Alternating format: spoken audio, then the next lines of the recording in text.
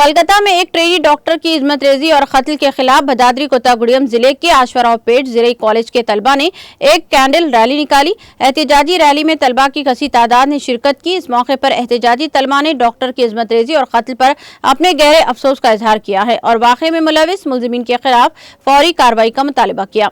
उन्होंने कहा कि मुल्क में खवातीन के साथ ज्यादती और कत्ल के लिए कानून में सख्त सजा होने के बावजूद इस किस्म के वाक़यात में कोई कमी वाक़ई नहीं हो रही है।